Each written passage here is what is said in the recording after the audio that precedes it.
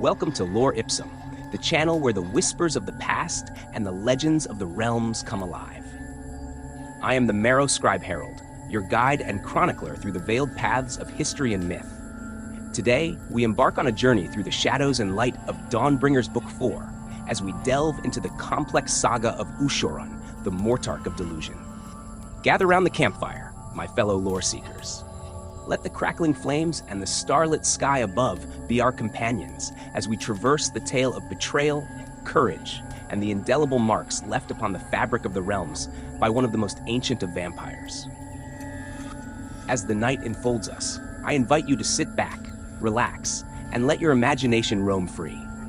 Whether you're here to find inspiration as you paint your miniatures, capturing the essence of heroes and villains in each brushstroke, or seeking the solace of a tale that might lull you into dreams of battles and intrigue, you are welcome.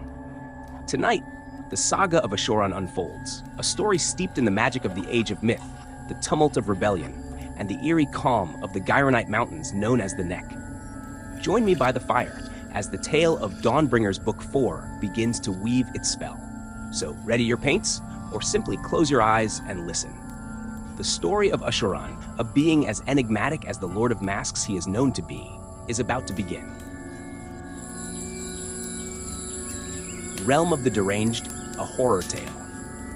Welcome to this episode of Realm of the Deranged, a chilling journey through a land overtaken by horror and madness. Our story unfolds as a group of crusaders, weary from battle, penetrates deeper into a cursed territory known as the Neck. Their expectation of relief from their struggles was quickly dashed as they encountered an atmosphere saturated with a sense of profound wrongness. The landscape they traversed was no less daunting than the haunted territories of Verdia they had left behind. Entering the Neck's twisted pathways only intensified their unease. The initial rush from evading their pursuers turned into an overwhelming dread, a thick, suffocating fear that infiltrated their very beings, suggesting that their real battle had only just begun. As dawn broke, casting an eerie, blood-red light across the land, the true danger of their situation was unveiled. With their leader, Thorian, incapacitated, the group's structured march dissolved into chaos. Separated and lost within the Neck's maze-like valleys, the Crusaders' spirits faltered. The once theoretical plans for such disarray now seemed pitifully inadequate against the tangible horror that surrounded them. The journey through the Neck was marked by sights of desolation and decay, reminiscent of both plague lands and graveyards, yet carrying a deeper sense of dread rooted in ancient, dark tales. The remnants of once mighty castles now stood as eerie sentinels, their empty halls echoing with phantom sounds that haunted the nights. Scouts vanished into the dark crevices between crags, while grotesque creatures hunted in the shadows, among trees laden with the decaying and partially consumed remains of the unfortunate. A bizarre compulsion began to afflict the Crusaders, drawing them towards a central peak and its ominous fortress. An inexplicable desire to seek refuge with its master gnawed at their minds, despite the growing sense of unease. Salvation, or perhaps a further descent into madness, seemed to come with the appearance of arcane phenomena. The sound of lightning and otherworldly cries led them to a scene of carnage, where they encountered Astrea Soulbright, a beacon of hope in the form of a golden immortal. Soulbright, on a quest of her own through realms of chaos and decay, was drawn to the Neck in search of ancient secrets and cosmic truths. Despite her own objectives, Astrea couldn't ignore the plight of the Crusaders. When a suggestion to seek out the Sombre Paladin at his mountain fortress was made, she sensed a connection to her quest. Agreeing to join forces, they saw an opportunity to explore the foreboding citadel that seemed to be the source of the land's corruption. As they approached the fortress, the air grew heavy with an ominous presence. The site of the castle, carved by ancient and monstrous architects, and the banners stained with the blood of countless victims, did nothing to ease their dread. The silence was abruptly shattered as the fortress doors burst open, unleashing a horde of grotesque beings, their stench and savagery promising a gruesome confrontation. This is where our tale pauses, leaving our Crusaders on the threshold of a nightmare. What horrors await them within the fortress walls? The scene begins with a display of formidable power as Estrella, a beacon of sorcery and leadership, unleashes a torrent of Azerite magic and the deadly precision of lead against a horde of advancing ghouls. The front lines of the enemy collapse into a convulsing mass under the assault. Yet, the victory is short-lived. The horde of cannibalistic creatures driven by a ravenous hunger seems insurmountable, threatening to overwhelm the valiant Stormcasts and their terror-stricken allies, the Dawners. Khazra, Estrella's loyal Dracoline, snarls in anticipation of the battle, his instincts yearning to tear through the enemies. However, Estrella, ever the calm in the storm, chants soothing hymns to quell his fervor. Her expression of wrath softens to curiosity as the battlefield takes a turn toward the surreal. The ghoulish attackers halt abruptly, mere inches from the defenders' shields, transforming the moment from impending doom to bewildering spectacle. The ghouls' cacophony morphs into a grotesque parody of a welcome, their frenzied yelps intermingling with a semblance of melody. Banners crafted from the flesh of the fallen flutter in the breeze, and the air fills with the ghastly scent of entrails cast before the Dawners as if in celebration, accompanied by the grim rhythm of drums made from skin and bone. In this bizarre tableau, a figure emerges, one of elegance amid the depravity, capturing Estrella's gaze. The stench of vampirism is unmistakable, yet this revenant, flanked by a massive serpent, commands attention with an unsettling presence that silences even the screams of the terrified Dawners. The vampire speaks, her words slicing through the tension with the promise of safety within the bounds of New Summercourt, though her assurances are punctuated by a violent display of authority over her minions. With a sneer, she extends an invitation that chills the soul, a dinner hosted by the Summer King himself, a proposition as intriguing as it is ominous. As our heroes stand at the threshold of the unknown, surrounded by foes who now pose as hosts, questions swirl. What motives lie behind the Summer King's invitation? Can Estrella and her allies afford to trust in the word of a vampire, in a land where horror and hospitality intertwine? Join us as we delve deeper into the heart of darkness in Echoes of Enchantment, where alliances are as shifting as shadows, and every gesture of goodwill hides a potential dagger. The banquet awaits, but will it be a feast of allies or a prelude to a more sinister trap? Of the Damned, a tale of terror. In this harrowing episode of Banquet of the Damned, we journey into the heart of darkness within the twisted valleys of the Neck, where the lines between the hospitable and the horrific blur in a macabre dance of death. Trapped within the nightmarish embrace of New Summercourt, the valiant Dawnbringer Crusade, alongside their unlikely allies, find themselves at the mercy of their ghoulish captors. Despite the ghouls' bizarre insistence on playing gracious hosts, the dread of their intentions hangs heavy in the air, an ominous prelude to the terrors yet unveiled. The procession into the depths of New Summercourt's feasting hall is a ghastly affair. The Crusaders tread upon floors littered with the remnants of the dead, their steps met with the sickening squelch of decomposing flesh. Above, the decaying architecture weeps blood, adding to the stench of death that permeates the hall. The sight that greets them is one of grotesque opulence. Tables constructed from bones bear the weight of mutilated corpses and cauldrons of broth, within which float ghastly morsels of offal, presenting a feast of nightmares. Amidst the chaos, the Crusaders find themselves dispersed, an intentional ploy by their captors to isolate and unsettle. Clinging to the familiar, they gather around stormcasts and clerics, their hands gripping weapons with a desperation born of fear. The ghouls' incessant chatter is suddenly drowned out by the sound of ancient horns, signaling the arrival of the court's most revered or reviled guests. The doors shudder and yield to the procession that follows. A grotesque parade of mordants clad in tattered armor, each brandishing rusted weapons, heralds the coming horror.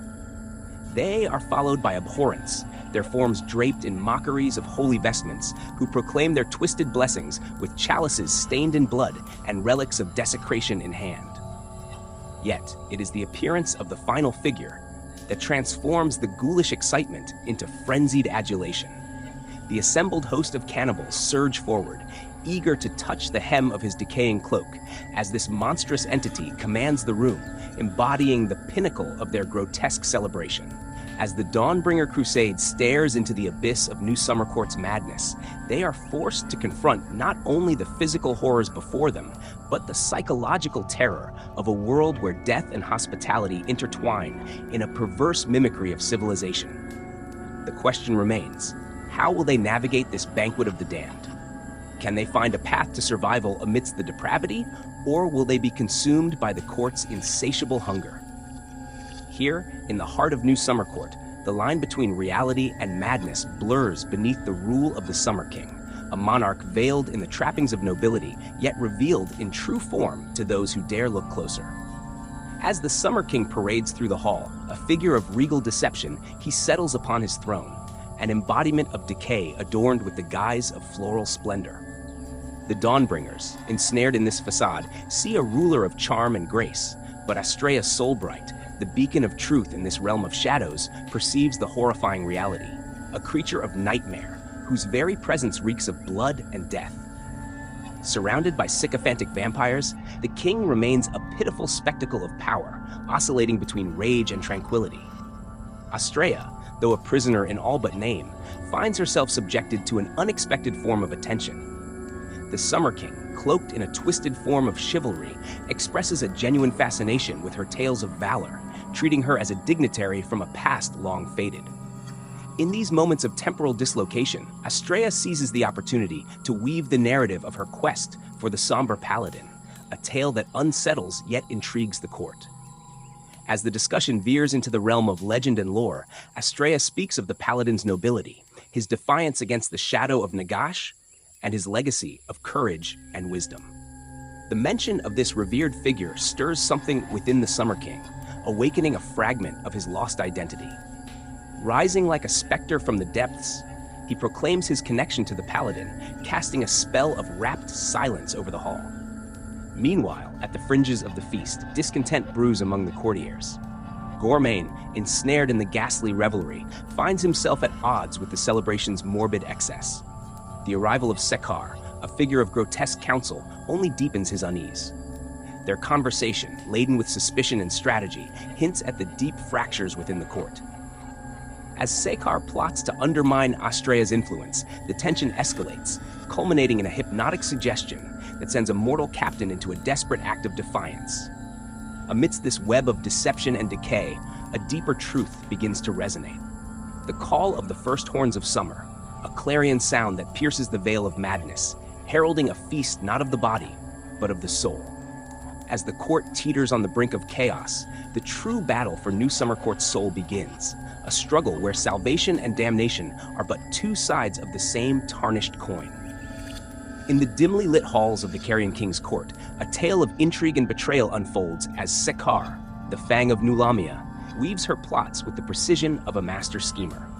Yet, in the world of the undead, not all can be predicted, and even the best laid plans may lead to chaos.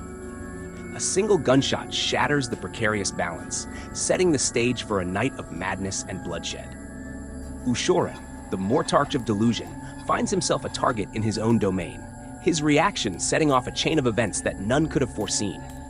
As the feast hall erupts into violence, the story takes us through the desperate fight for survival of Thorian's crusaders, the relentless pursuit by ghoulish adversaries, and the unexpected alliances formed in the face of utter despair. Through corridors streaked with carnage, we follow Sekar and her compatriots as they navigate the treacherous politics of the undead and confront the true nature of their enigmatic foe. So, ready your brushes, settle into the night, and let the tale of A Feast of Death transport you to a realm where the veil between life and the everlasting hunger of the damned is perilously thin. The story begins now, beneath the shadow of the Carrion King's twisted crown. In the heart of the Carrion King's court, the air was thick with anticipation and dread. Sekar, the cunning Fang of New Lamia, stood ready to orchestrate a climax of chaos, her mind weaving through the labyrinth of her plans. Yet, as the tale unfolds, it becomes clear that even the most masterful of schemers cannot predict every twist of fate. The silence of the court was shattered by the echo of a gunshot, a harbinger of the pandemonium to come. Ushoran, the Mortarch of Delusion, was struck, his reaction setting the feast into a maelstrom of violence. As he retreated into the darkness, his followers, driven by a primal frenzy, descended upon the Sigmarites with savage zeal. Amidst this chaos, Sekar observed as her calculated maneuver to incite rebellion within the ranks of the undead inadvertently sparked a ferocious response. The ghouls, usually subservient, were unleashed in a wave of unbridled savagery, their loyalty to Ushoran overriding their reason. The scene that unfolded was one of grim carnage, a testament to the unpredictable nature of power and madness in the realm of the undead. As the battle raged, the cost of Sekar's gambit became painfully clear. Allies were lost, and the thin veneer of control she held over the situation began to crumble. Yet, in the midst of despair, there was a flicker of resolve. With Uberoth by her side, Sekar cut through the chaos, her path forward illuminated by the singular goal of survival and retribution.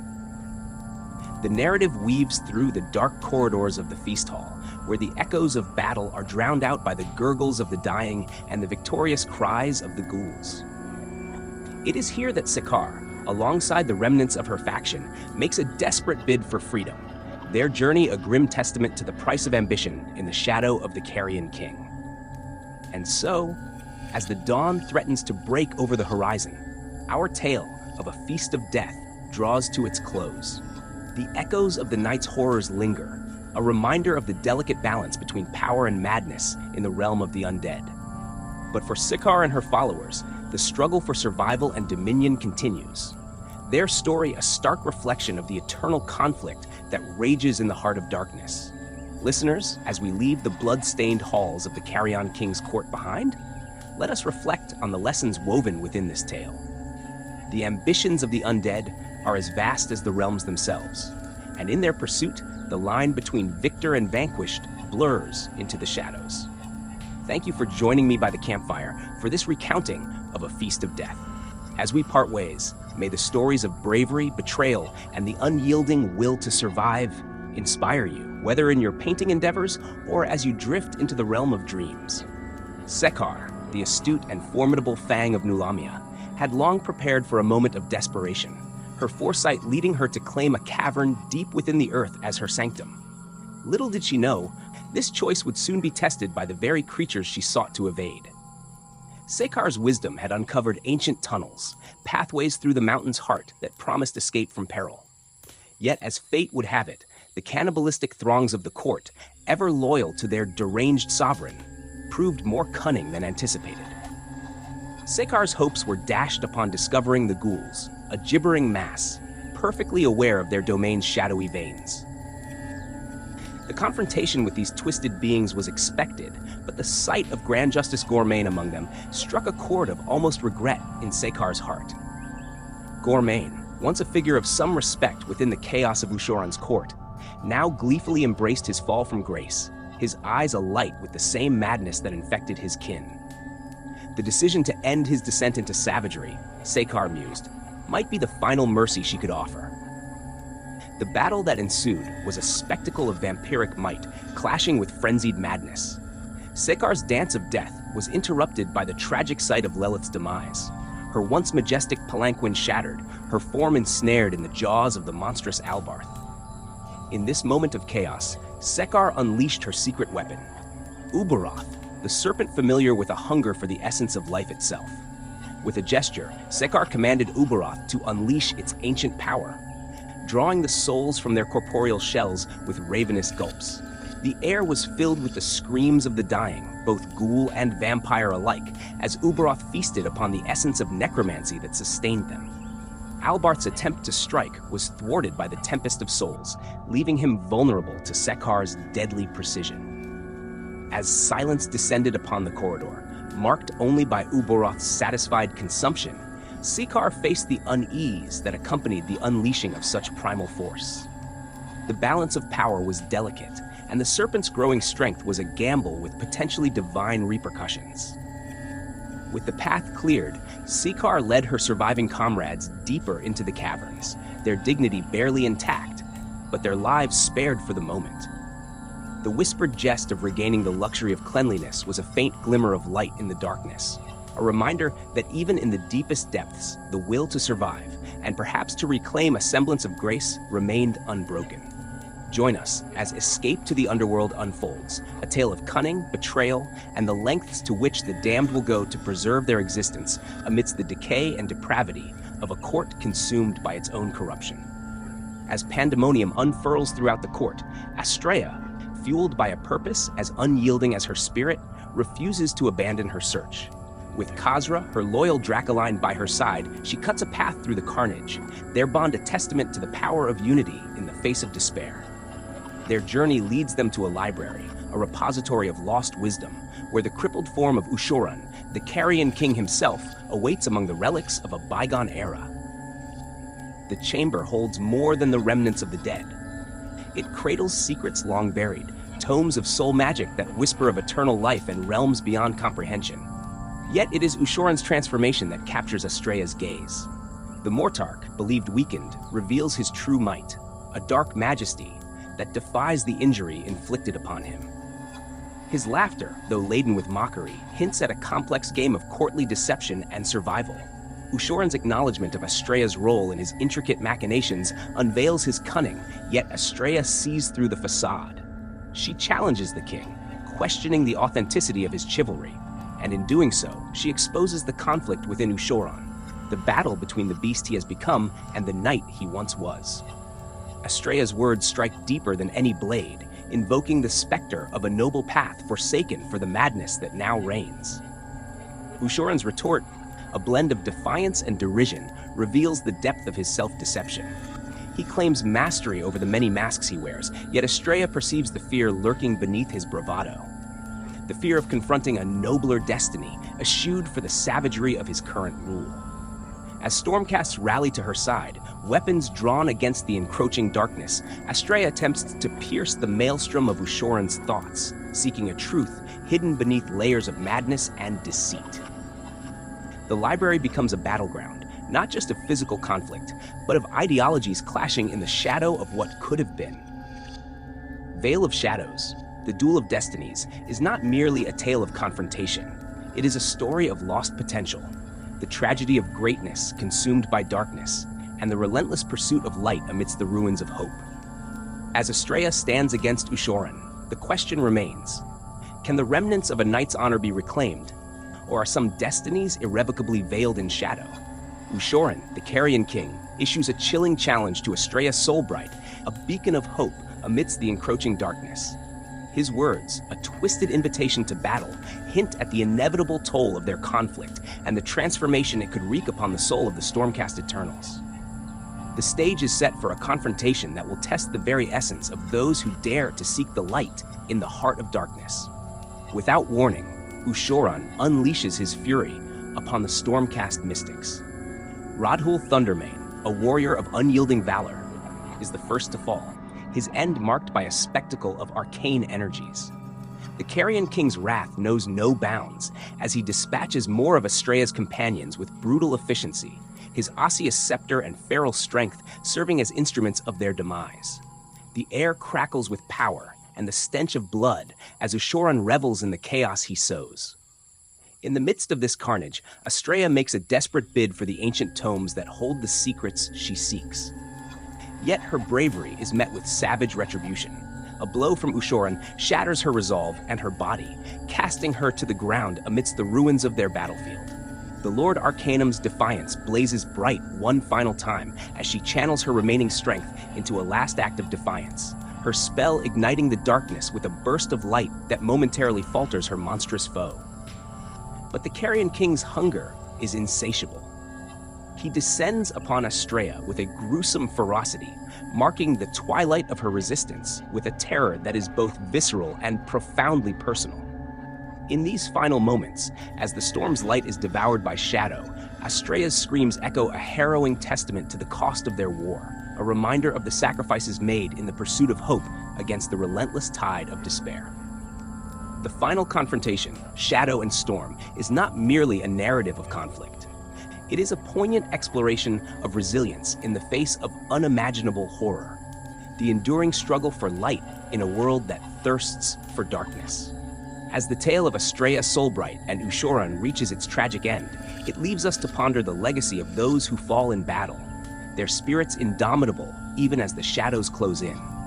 As we draw the curtains on this chapter of the final confrontation, Shadow and Storm, we are left to ponder the profound sacrifices made in the pursuit of a glimmer of hope amidst overwhelming darkness. The saga of Astrea Soulbright and the Carrion King, Ushoran, has taken us through a whirlwind of emotions, challenging the very essence of valor and the haunting specter of loss. This tale, steeped in the grim realities of sacrifice and the indomitable spirit of those who dare to confront the abyss, serves as a testament to the complexity and depth of the lore we cherish. Astrea's final act of defiance against the monstrous Ushoran and her echoing screams remind us of the cost of war and the shadow it casts on the soul. Listeners, as we leave behind the haunted depths of Ushoran's lair, I thank you for joining me by the campfire and delving deep into the heart of darkness with me, your host, the Marrow Scribe Herald. If this recounting of courage, sacrifice, and the relentless pursuit of light has moved you, if it has sparked a flame of curiosity to explore further the vast expanses of our favorite lore, then I invite you to engage with this journey. Like the ancient carvings that whisper tales of yore, your likes and subscribes are the echoes that guide us further into the realm of legend. If you wish to tread once more into the realms of myth and magic, to uncover first-hand accounts of valor and villainy, do not hesitate to like and subscribe to Lore Ipsum. Your support enables us to continue this expedition through the annals of lore, uncovering the stories that lie hidden in the shadows, waiting to be told. Together, we will venture forth into new chapters, each a doorway to worlds unexplored, tales untold, and mysteries unveiled. Until we meet again by the flickering light of another campfire, remember that in the realm of lore, every ending is but a path to a new beginning. Farewell for now, brave listeners, and may your journeys through the realms be ever guided by the light of storied pasts and the promise of tales yet to unfold.